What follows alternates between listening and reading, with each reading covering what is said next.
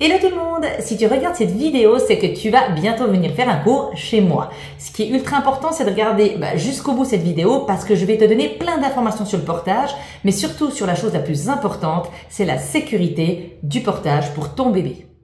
Tout d'abord, avant de venir, si tu n'as pas encore de système de portage, ne va pas en acheter.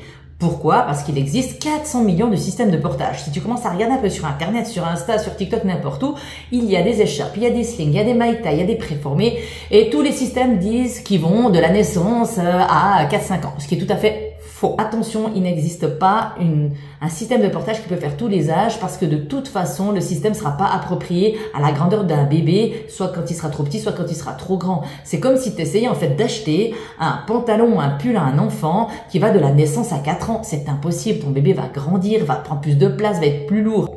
Donc c'est pour ça que moi je suis là pour t'aider. Lors du cours, je vais t'expliquer un petit peu tous les systèmes de portage, les avantages et les inconvénients, à partir de quel âge tu peux porter. Et puis on va tester les systèmes qui vont pour ton bébé selon son poids et sa taille. Si tes amis veulent te prêter un système de portage, pas de souci, prends-le avec. Par contre, je vais être honnête et te dire tout de suite si c'est pour moi un bon système de portage ou un moins bon système de portage. Parce que c'est comme dans tout, il y a des choses qui sont bien et des choses qui sont un petit peu moins bien. Et attention, c'est pas parce que le marketing fait des super jolies pubs que c'est un bon porte-bébé, ni parce qu'il a une super jolie couleur. Donc c'est pour ça que je conseille toujours aux parents, n'achetez pas simplement parce que visuellement vous aimez un système de portage. Il faut toujours tester avant d'acheter. Tout d'abord, les 2 premiers mois, les 2 seuls systèmes qui vont bien, c'est l'écharpe et le sling. Pourquoi? Parce que c'est les 2 seuls systèmes qui vont vraiment bien tenir le dos de bébé. Grâce à un serrage pli par pli qu'on va apprendre lors du cours, vous allez voir que le bébé a le dos qui est complètement collé contre vous. Donc le dos est arrondi parce qu'il n'a pas de musculature, mais par contre il est ultra bien maintenu. C'est pour ça qu'on va privilégier vraiment jusqu'à 5 kg, 5 kg 5 l'écharpe et le sling. C'est les 2 seuls systèmes qui font que le bébé ne va pas se tasser dans le système de portage. Un bébé qui se tasse dans le système de portage va bloquer les voies respiratoires et ne pourra plus respirer. L'avantage de l'écharpe, c'est le confort. C'est mathématique, tu as tellement de tissu qui tient ton dos que la répartition du poids est meilleure avec une écharpe qu'avec n'importe quel autre système de portage. Donc ça, c'est vraiment génial. Si tu as des problèmes de dos, l'écharpe, c'est vraiment le plus conseillé. Désavantage de l'écharpe, c'est les pans qui traînent par terre. C'est vrai que c'est un petit peu chiant, mais par contre, c'est pas grave, on peut toujours s'équiper à la maison et partir avec l'écharpe déjà préinstallée sur nous dans la voiture pour pas devoir faire ça au milieu d'un parking.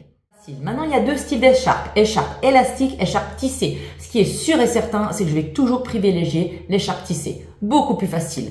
Une couche à faire sur le dos de bébé, tandis qu'avec l'écharpe élastique, il y a 3 couches à faire sur le dos de bébé. Ce qui est plus chaud et le nœud est plus complexe à apprendre. Et puis, il y a un peu cet effet avec les élastiques d'effet rebond. Le bébé, il sautille un petit peu comme ça, il rebondit un petit peu sur toi quand il commence à avoir du poids. Donc, je le trouve pas très agréable à partir de 3-4 mois, ce qui est un petit peu dommage. L'écharpe tissée, l'avantage, c'est que ça tient jusqu'à à peu près 1 année. Souvent, même si après tu passes dans un système à clip, c'est vrai que l'écharpe, tu peux la tirer quand même très longtemps. Il n'y a qu'une couche à faire sur le dos de bébé. Le nœud est ultra simple. Et là, je rassure tous les parents qui viennent chez moi. À chaque fois, ils vont tous dire « Waouh, c'est ultra facile de faire l'écharpe ».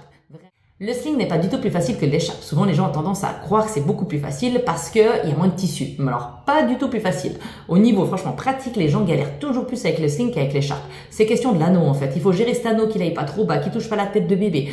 Et puis, je vois que les gens ont moins, finalement, de facilité avec le sling. Et attention, sling, c'est de la symétrie. C'est un portage d'appoint. Pour vite dépanner, ça porte que sur une épaule. Donc, de tôt ou tard, ça va solliciter tes lombaires, tes cervicales et carrément ton épaule. Donc, si tu es sensible d'une de ces 3 zones, ne va pas acheter un sling. C'est pas un truc qui sera bien pour toi. Si tu aimes pas les sacs en bandoulière, c'est exactement la même chose, à part que ton bébé va grossir, donc ça risque de faire de plus en plus mal. À partir de 5,5 kg, comme je disais, là, il y a des systèmes à clip qui vont arriver. Donc, système à clip, il y a 3 tailles. La taille bébé, qui va de 5,5 kg, à peu près 2 mois à 1 année. La taille standard, qui va de 6 mois à 2 ans. La taille preschool pour les très grands enfants, qui vont de 2 ans à peu près 5 ans. Pour la taille baby, on est obligé d'attendre justement ce poids 5 kg, 5 kg 5, même si le fabricant dit que c'est dès la naissance. Attention, ne les écoutez pas, c'est pas du tout vrai. Pourquoi est-ce que les enfants vont pas dans un système à clip dès le début? C'est parce que la poche du système à clip, on ne peut pas la serrer. Tu serres tes bretelles comme un sac à dos, mais la poche, tu peux pas la serrer. Donc, ce qui fait que le bébé, il est tellement mou qu'il arrive à prendre la place dans la poche et à se tasser sur lui-même. C'est pour ça qu'on doit vraiment privilégier les systèmes comme l'écharpe et le sling qui, eux, vont vraiment faire un serrage pli par pli sur le dos et vont bien coller l'enfant sur vous. Système à clip baby, avantage, c'est que ça traîne pas par terre. Donc ça, c'est vrai que c'est vraiment chouette. Par contre, attention, la répartition du poids est beaucoup sur les épaules les 6 premiers mois parce que les bretelles sont clippées à la ceinture pour éviter d'écraser le dos de bébé. Donc ce qui fait que la charge est plus sur les épaules. Donc si tu as un peu des problèmes de dos, je trouve que des fois, c'est plutôt une solution d'appoint, le système baby. Maintenant, il y a certaines personnes qui n'ont pas du tout de problème de dos et puis qui adorent ce genre de système.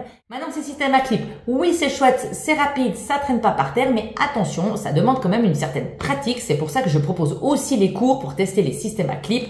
Et là, on fait un cours où vraiment j'explique comment régler, parce que les réglages sont différents des fois selon le gabarit du parent, et puis sont aussi différents selon l'âge de l'enfant et selon la marque que tu veux tester. De nouveau là, dans ces systèmes à clip, moi j'ai présélectionné les marques que je trouve les meilleures sur le marché, que tu ne trouves pas spécialement à Orchestra ou à la Migros, à la Coop. C'est des marques qui sont plutôt vendues dans des boutiques de portage. Donc tu pourras venir chez moi tester. À ce moment-là, on pourra tester le système à clip et je prêterai toujours à la maison pour tester un petit peu sur une plus longue durée. Attention, les systèmes à clip, il existe vraiment beaucoup de marques et les systèmes à clip, c'est comme des habits, c'est comme des jeans, j'aime bien dire. C'est-à-dire que selon ta morphologie, certains types de porte-bébé tirent mieux et certaines longueurs de bretelles ou certaines ceintures tirent mieux au niveau de ton corps. C'est pour ça qu'il faudra toujours tester. Ce n'est pas parce que ça va à ta copine ou que ça va à ton copain que ce système tira parce que tu n'as pas du tout la même morphologie. C'est comme si vous essayez de tous vous passer vos jeans, vous remarquerez bien que vous n'arriverez pas à rentrer dans les jeans de tout le monde. Et le problème, c'est que si tu achètes un système de portage qui n'est pas adapté à ton corps, c'est comme des mauvaises chaussures, tu vas avoir mal au dos.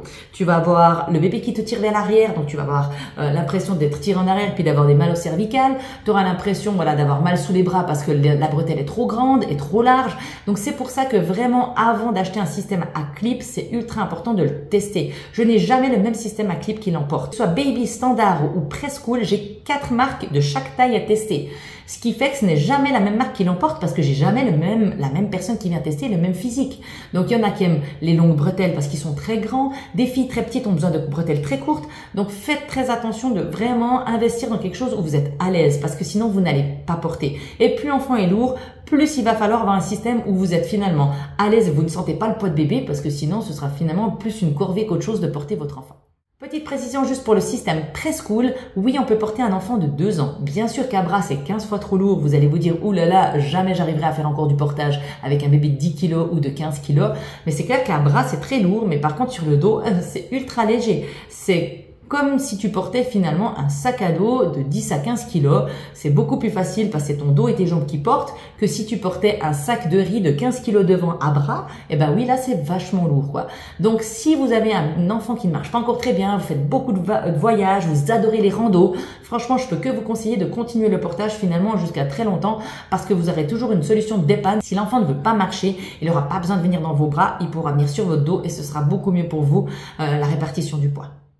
Donc, la première chose à faire attention, c'est déjà, d'avoir les voies respiratoires dégagées. La tête de bébé est sur le côté. Si le bébé s'endort la tête contre vous, vous allez devoir vous pencher en avant pour lui tourner la tête pour qu'il ait bien le nez et la bouche dégagés. Attention, le tissu ne va jamais sur la tête pour tenir la tête. Ça ne sert absolument à rien.